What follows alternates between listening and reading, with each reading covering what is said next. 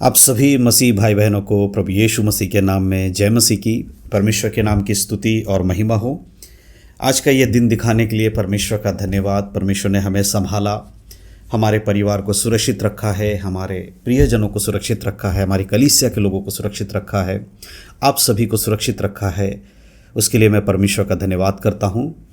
और आज एक बहुत ही महत्वपूर्ण विषय के साथ मैं आप सबके समीप में हूँ।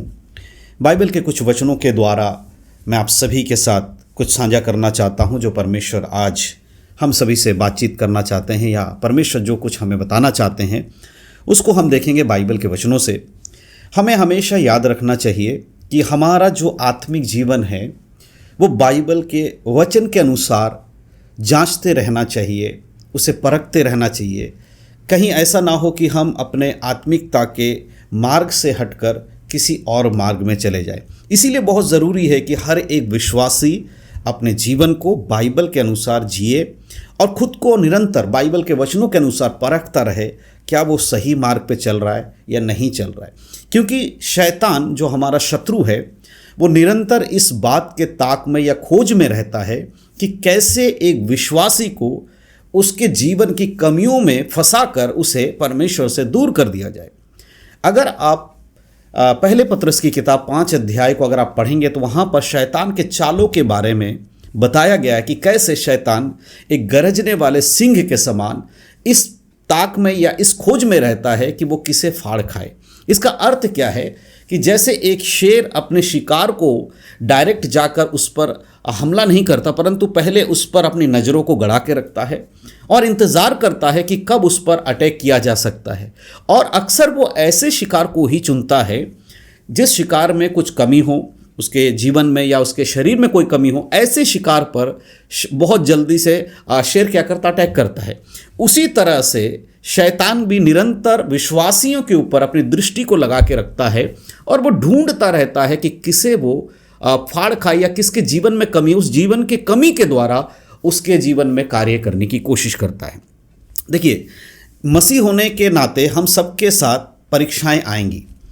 अगर आप यीशु मसीह पे विश्वास करते हैं तो आपको ये पता होना चाहिए कि आपका जीवन एक बहुत ही सरल और बहुत ही आसान जीवन नहीं होने वाला। आपके जीवन में बहुत सारी परेशानियां आएंगी, आपके जीवन में बहुत सारे दुख मुसीबतें आएंगी। उसका कारण है, बाइबल में क्लियर परमेश्वर के वचन में लिखा है कि जो कोई मसीह यीशु में भक्ति के साथ जीवन जीना चाहता है, अवश्य है कि वे सब सताए जाएंगे। कौन सताएगा? शैतान की योजना के अनुसार आप सताए जाएंगे। शैतान ने आपके जीवन में हर कदम पर कुछ ना कुछ परीक्षाओं को लेकर आकर आपको गिराने की कोशिश करेगा। लेकिन अगर आप मसीह यीशु में मजबूत हैं तो आपको कोई दिक्कतों का सामना नहीं करना पड़ेगा। और परीक्षा की जब हम बात कर रहे हैं तो आज मैं परीक्षा से जुड़ी हुई कुछ बातें आपको बताना चाहता हूं कि परीक्षा आपके और हमारे जीवन में ही नहीं परंतु भविष्यवक्ताओं के जीवन में भी इन बातों का होना हुआ है।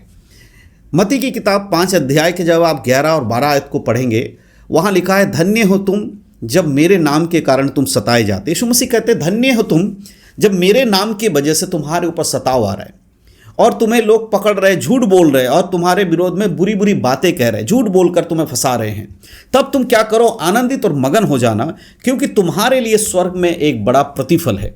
मेरे प्रियो, मेरे मसीह भाई बहनों, मैं आपको बताना चाहता हूं कि प्रभु क्या कहते हैं कि तुम्हारे लिए स्वर्ग में एक बड़ा प्रतिफल है। यानी कि संसार में रहते हुए मसीह यीशु के वचन के संग चलने के कारण अगर आपके जीवन में कुछ भी गलत किया जा रहा है, शैतान के द्वारा कुछ भी आपको परीक्षा का सामना अगर करना पड़ रहा है, तो आपके लिए इस संसार में अगर कोई प्रतिफल नहीं है, लेकिन स्वर्ग में आपके लिए प्रतिफल है। कारण क्या है? हमारा जीवन इस पृथ्वी पर खत्म नहीं होगा। इस शरीर के द्वारा हम जो जी रहे हैं, शरीर को हमें इस पृथ्वी पर छोड़ना पड़ेगा। ये शरीर स्वर्ग में नहीं जाएगा, लेकिन हमें एक नया शरीर दिया जाएगा जो स्वर्ग में होगा। हमारे लिए एक आशा है, संसार के लोगों के लिए आशा नहीं है। जो यीशु मसीह पर विश्वास नहीं करते उनके लिए इस पृथ्वी पर ही सब कुछ है। बहुत कुछ इस पृथ्वी पर करना चाहते हैं, रहना चाहते हैं, सब कुछ। लेकिन हम लोग जानते हैं कि हमारे इस पृथ्वी से जाने के बाद हमारे लिए एक जगह है जहां परमेश्वर के पुत्र ने हमारे लिए एक घर तैयार किया है। प्रभु यीशु मसीह कहते हैं, मैं तुम्हारे घर तैयार करने जा रहा हूं, जब वो घर तैयार होगा तो मैं तुम्हें लेने वापस आऊंगा। हमारी आशा क्या है कि हमारा प्रभु यीशु मसीह एक दिन वो वापस आएंगे बादलों पर और हम उसके संग स्वर्ग में उठाए जाएंगे। इसीलिए इस संसार की आशाओं से बढ़कर हमारे लिए स्वर्ग की आशा है। और रही बात अब परीक्षा की, तो परीक्षा केवल हमारे जीवन में नहीं, प्रभु का वचन कहता है मत्ती 5:12 आयत में लिखा है कि ये सब बातें तुम्हारे साथ, परंतु उन भविष्यवक्ताओं के साथ भी इन लोगों ने वैसा ही किया। यानी कि हमसे पहले जो लोग प्रभु यीशु मसीह पे विश्वास करने वाले थे, जो परमेश्वर के अनुयायी थे, नबी थे, उन लोगों के साथ भी ये सारी परीक्षाएं हुई हैं। और सबसे बड़ी चीज़, प्रभु यीशु मसीह को भी परीक्षाओं का सामना करना पड़ा।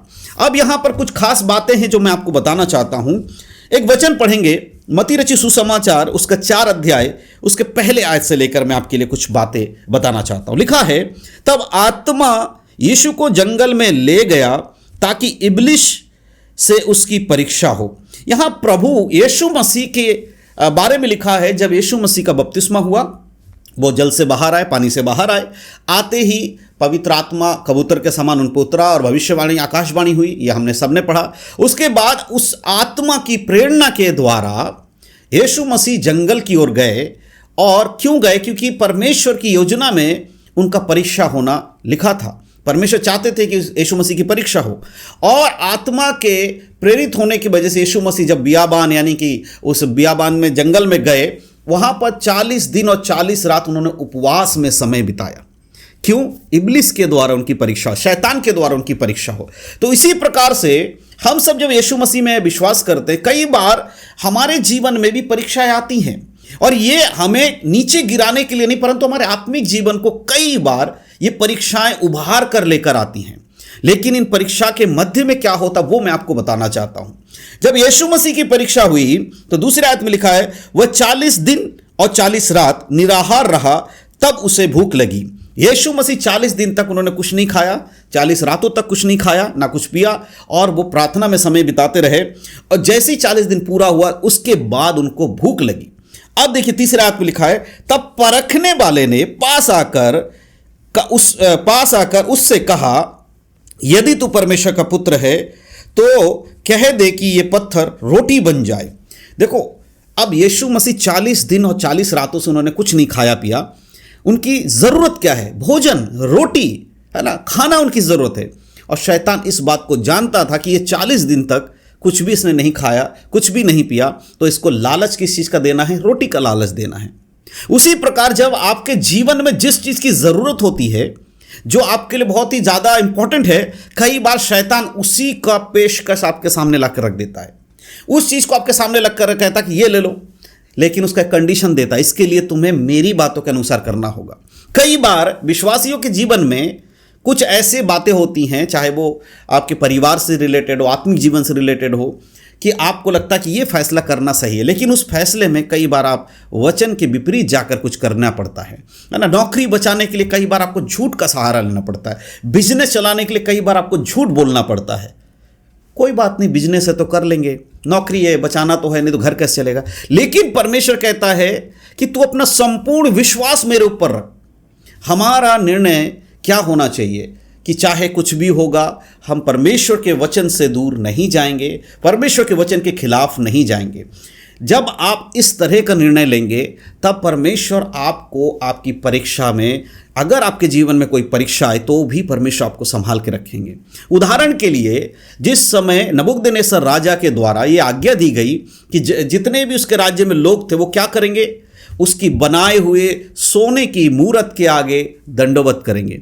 लेकिन 3 व्यक्ति जिनके बारे में बाइबल बताती है, सदरक, मेशक, अबेदनगो, उन्होंने दंडवत करने से इनकार किया। लेकिन उस इनकार के बदले उनको क्या मिला? उनको वाहवाही नहीं मिली, परंतु राजा के द्वारा यह आज्ञा दी गई कि इन तीनों को आगे के भट्टे में डाल दिया जाए। देखिए, उन तीनों का एक स्टेटमेंट है, उसमें उन्होंने कहा, हम जानते हैं कि परमेश्वर हमें तेरे हाथों से और तेरे इस आग के भट्टे से बचा सकता है, फिर भी अगर परमेश्वर हमें नहीं बचाता है तो भी हम तेरे बनाए हुए मूरत के सामने दंडवत नहीं करेंगे। कई बार ऐसे निर्णय आपको और हमें लेना पड़ता है, चाहे कुछ भी हो। हम जानते हैं कि परमेश्वर हमारी परिस्थितियों को बदल सकता है, और अगर परमेश्वर अभी हमारी परिस्थिति को नहीं भी बदलेगा तो भी हम परमेश्वर के वचन से हटकर कोई भी काम नहीं करेंगे। इस बात पे शैतान हार जाता है। अगर शैतान को आपने ये बता दिया कि तू कितनी भी परीक्षा मेरी करे, मेरा निर्णय यह है कि मैं प्रभु के वचन से दाएं या बाएं नहीं जाऊंगा, तो शैतान को आपसे दूर जाना ही पड़ेगा। यीशु मसीह के पास आकर जब शैतान ने कहा तो यीशु मसीह ने क्या जवाब दिया? यीशु ने कहा, लिखा है मनुष्य केवल रोटी ही से नहीं परंतु हर एक वचन से जो परमेश्वर के मुख से निकलता है जीवित रहेगा। इस तरह परमेश्वर के वचन के द्वारा शैतान के बात को यीशु मसीह ने काट कर उसे हरा दिया। और अंतिम में जब हम परीक्षा की बात देखते हैं उसमें क्या है, देखिए एक परीक्षा के बारे में लिखा है, अगर आप देखेंगे तो 8 आयत में लिखा है, फिर इब्लिस उसे एक बड़े ऊंचे पहाड़ पर ले गया और सारे जगत के राज्य और उसका वैभव दिखाकर उससे कहा, यदि तो गिरकर मुझे प्रणाम करे तो मैं ये सब कुछ तुझे दे दूंगा। अब आखिरी दांव में भी शैतान ने कहा, देख दुनिया में जो कुछ है, अगर ये सब कुछ तू चाहता है तो मुझे दंडवत करे। कंडीशन रखा, तू झुककर क्या कर, मुझे प्रणाम करे तो क्या करूंगा, मैं ये सब कुछ तुझे दे दूंगा। ठीक है, यहां पर शैतान कहता है सब कुछ मैं तुझे दे दूंगा। यीशु का जवाब सुनिए, क्या 10 में लिखा है, तब यीशु ने उससे कहा, हे शैतान दूर हो जा, क्योंकि लिखा है तू अपने प्रभु अपने परमेश्वर को प्रणाम कर और केवल उसी की उपासना कर। इसका अर्थ क्या है? कई बार शैतान आपको लालच में डाल देगा और कहेगा नहीं कोई बात नहीं, छोटी मोटी बात चलती है, तू एक काम कर, थोड़ी बहुत मेरे हिसाब से चल ले तो संसार में बड़ा धन पाएगा, बड़ी आशीष होगी, बहुत कुछ तुझे मिलेगा। लेकिन प्रभु कहता है परमेश्वर पर विश्वास रखो, शैतान के चालों को तुम हरा पाओगे। हालेलुया। इसीलिए प्रभु के साथ चलने वाले लोगों को यह समझना चाहिए कि परमेश्वर का वचन कहता हमें परीक्षा में धैर्य रखना है। हमारा परमेश्वर हमारे डिसीजन को देखते हैं, शैतान भी हमारे निर्णय को देखता है। वो देखता है कब तक हम उसके सामने टिके रहेंगे। अय्यूब के जीवन में आप देखिए, वो खरा व्यक्ति होने के बाद भी उसको परीक्षा का सामना करना पड़ा, लेकिन परमेश्वर पे टिके रहने की वजह से, परमेश्वर पे विश्वास करने की वजह से अंत में परमेश्वर उसे दोगुना आशीष देते हैं।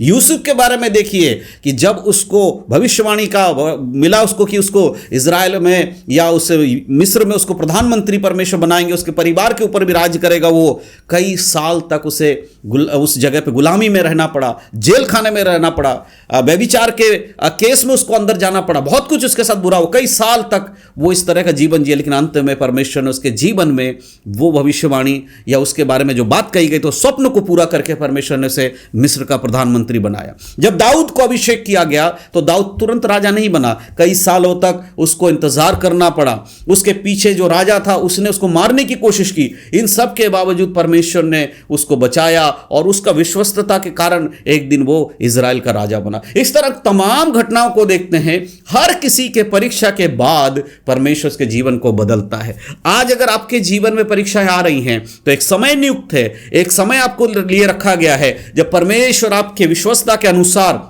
अगर आप डगमगाते नहीं हैं, अगर आप संसारिक बातों में बहक नहीं जाते, शैतान के चाल में नहीं बहक जाते हैं, तो अंत में आपके लिए एक बड़ा प्रतिफल परमेश्वर ने रखा है। देखिए भजन संहिता और हम जब पढ़ते हैं उसमें लिखा है 91 में कि जो परम प्रधान के छाया स्थान में बैठा रहे वो सर्वशक्तिमान की छाया में ठिकाना पाएगा। इसका मतलब क्या है? जब हम परमेश्वर के साथ रहते हैं, उसके बताए मार्ग पर चलते हैं, तो हमारा ठिकाना परमेश्वर हमारे लिए रखता है और अंत में हमें वो मिलेगा जो परमेश्वर ने हमारे लिए रखा है। इसलिए मेरे प्रियो, अपने जीवन को पूरी रीति से परमेश्वर के हवाले कीजिए।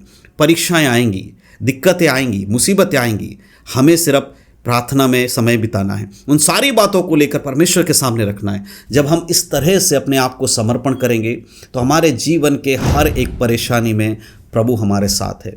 और भजन संहिता 91 में भी ये लिखा है कि वो अपने दूतों को तेरे नियमित आज्ञा देगा, तू जहाँ कहीं जाए वे तुझे अपने हाथों हाथ उठा ले ताकि तेरे पाँव में पत्थर से ठेस ना लगे। जो परमेश्वर हमें इस प्रकार से प्रोटेक्शन देते हैं, उस परमेश्वर की हमें महिमा करनी चाहिए और हमें यह याद रखना चाहिए कि प्रभु अगर हमारे साथ है तो हमारा विरोधी कौन हो सकता है। मैं विश्वास करता हूं कि आज के इस वचन के मनन के द्वारा आपके जीवन में एक विश्वास उत्पन्न होगा और विश्वास में बहुत मजबूत आप बनेंगे। अगर आपके जीवन में कोई परेशानी है, परीक्षा है, तो घबराइए मत, परमेश्वर आपके साथ है।